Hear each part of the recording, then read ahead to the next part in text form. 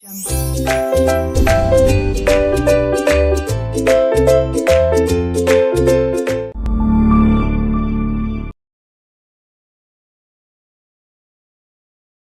guys, magandang araw. So today meron tayong isang amplifier. Ito pong version ng amplifier na ito is assemble po ito ng mga magagaling na tech noong naunang panahon kasi medyo may kalumaan na po itong amplifier na to. So bali po sa mababasa natin dito is nakadate siya sa year 2002. So around mga 20 years na po in service itong amplifier natin. So ang ginawa natin ngayon is restore lang natin yung kaniyang mga volume kasi medyo may mga hindi na magandang sound pero at least okay na naman siya sa ngayon. So meron siyang apat na microphone input. So may echo, dalawang input, auxiliary 1 and 2. Ang kaniyang tone control at ito yung main volume niya sa left and right. So kung napapansin natin guys, itong kaniyang mga knob is napakaganda ng kulay niya. As in, hindi talaga siya kumukupa. So malamang ito talaga yung mga quality parts na ginamit nila noong panahon sa pag-assemble ng amp na ito. So imagine natin yung 20 years in service pero ganyan kalinis yung kaniyang mga knob. So pati dito sa kaniyang mga paint or mga level sa labas is napaka okay pa ding tingnan. So ito yung laman niya sa loob. Una, ito yung transformer niya. Ito yung lumang transformer na E&I core. So ito po ay nag-out around 35 volts. Yan. So pagdating dito sa kanyang capacitor, meron siyang diode na bridge type at yung dalawang capacitor na may nakalagay na presyo na 400 pesos. So medyo kamahalan talaga yung mga capacitor na ginagamit dito. At ito guys, itong napaka-unique ng amplifier na to is itong kaniyang tone control. Yan. Napaka-sensitive po ng response ng tone control sa amplifier na ito. So meron siyang ginagamit na tatlong 4558. So ang supply ng ating tone control dito is ito yung ginagamit niyang supply. Napakalaking supply yang 50. So ang working voltage ng ating tone control is 50 volts. So ganyan siya lakas, ganyan kataas ang kuryente na ginagamit niya. So ito yung supply natin sa ating tone control at sa preamp dito sa ating main amp. So yan yung kaniyang regulator at dito is ito yung kaniyang microphone input control. So dito po pinaprocess yung kaniyang apat na mic input at yung kaniyang echo.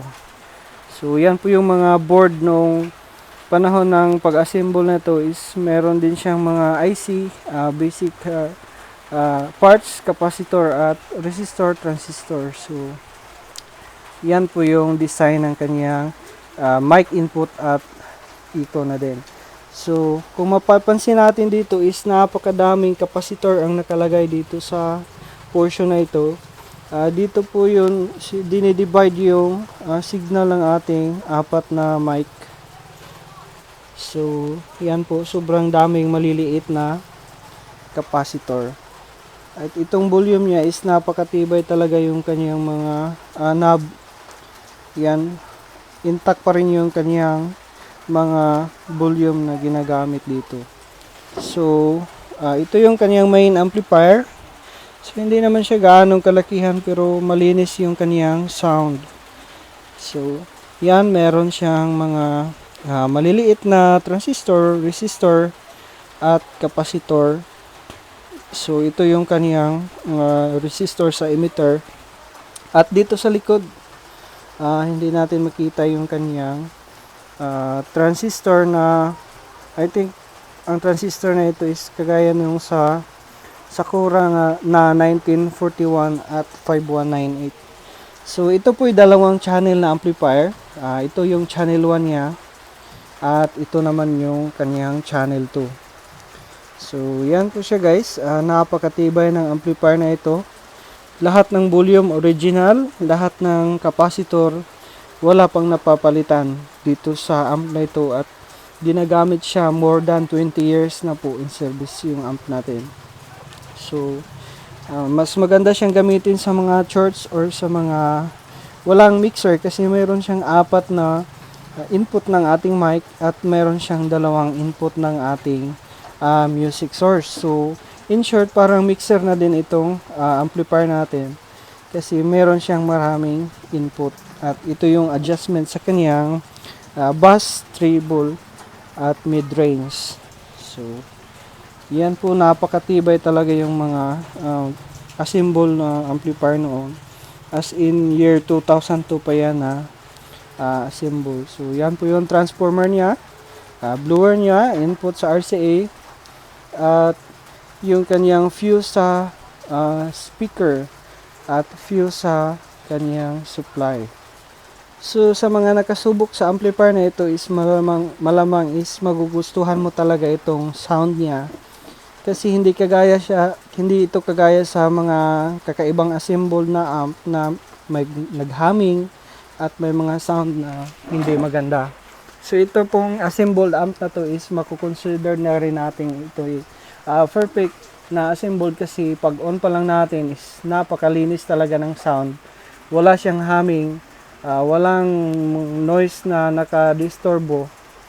At kapag ginamit natin ang kaniyang tone control is napaka linaw talaga yung response.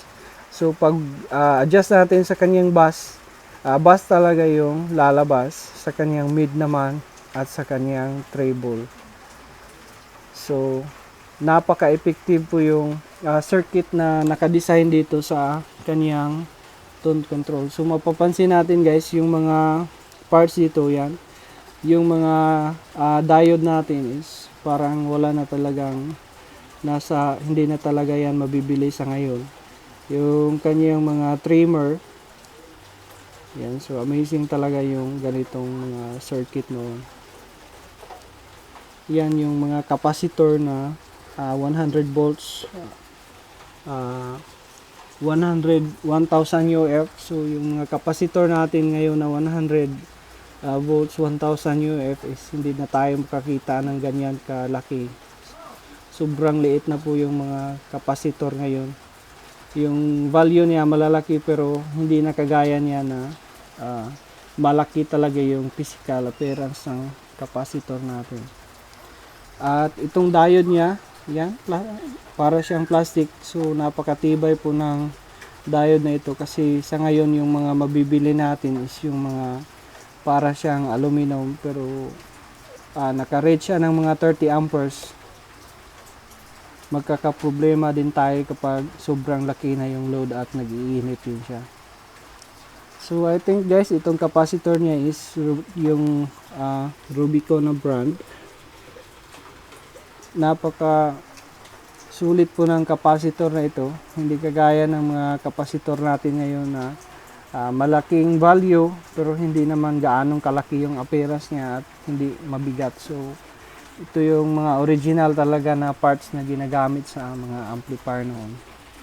So yan yung mga trimmer niya, yan yung parts niya sa main amp. So meron siyang driver dito kagaya ng ating mga basic na driver na A940 at 2073. So guys, sana na-enjoy niyo yung video na ito, at sana kung nakagagamit kayo ng ganitong amplifier is sana ay tumutunog pa ngayon at patuloy pa rin sa serbisyo. So guys, maraming salamat sa inyong panonood, at huwag kalimutang mag-support sa ating channel para sa marami pa nating mga video tutorial.